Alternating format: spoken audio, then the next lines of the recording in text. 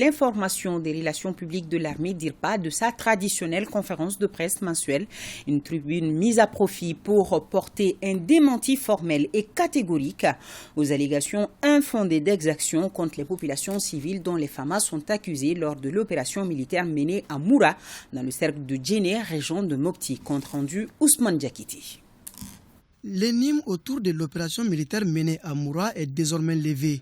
Pour mémoire, ce sanctuaire terroriste a été l'objet d'un combat d'une rare violence la semaine dernière. Un combat au cours duquel, tenez-vous bien, 203 terroristes sont mis hors de combat dans le secteur. Et très francs dans leurs propos, les responsables de la DIRPA montent au créneau pour donner la saine information à l'opinion publique. Cette opération avait un seul but, essayer de libérer Moura des terroristes, parce que c'était leur fief même.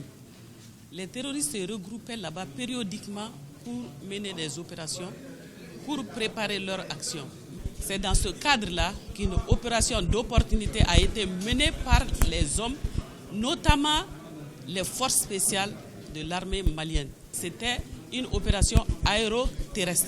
Il y a eu une combinaison d'opérations et les terroristes ont été traqués de tous les parts. Ça a été minutieusement préparé.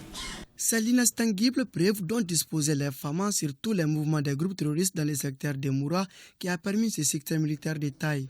Nos services ont établi des échanges téléphoniques entre plusieurs chefs de groupe de la Katiba Massina, faisant état d'une rencontre des cadres le 20 mars à Moura. Donc c'était une première rencontre le 20 mars. Et l'objectif de cette rencontre était d'une part de voir le financement de la Katiba Massina et d'autre part, c'était de revoir le renforcement des liens entre les différents chefs. Et à l'issue de cette rencontre du 20 mars, ils se sont donné un rendez-vous à Moura encore, le 27 mars. C'était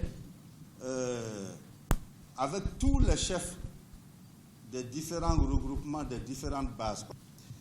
La Katiba Massina veut alors s'autofinancer en faisant des prélèvements, ce qui voudrait dire que la pression allait encore monter sur les populations, comme on a eu à le constater dans la zone au fil du Niger et partout dans le centre du pays.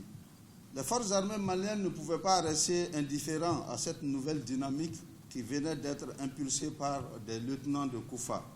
Il fallait alors planifier une opération en vue de neutraliser le maximum de leaders terroristes, voire Koufa si possible. C'était l'objectif. Les responsables de la DIRPA balayent d'un revers de la main les allégations accusant les FAMA d'exactions contre les populations civiles au cours de l'assaut. La situation est telle que on veut plutôt discréditer, jeter l'opprobre sur les forces armées maliennes en mettant en cause leur montée en puissance. Pendant que cette opération vraiment, disons-le, a fait l'objet d'un vrai professionnalisme des FAMA. Il fallait donc agir et très promptement. Et c'est ce qui a été fait. D'après les conférenciers du jour, la vérité est que les paisibles populations de Moura se réjouissent de cette intervention professionnelle des FAMA.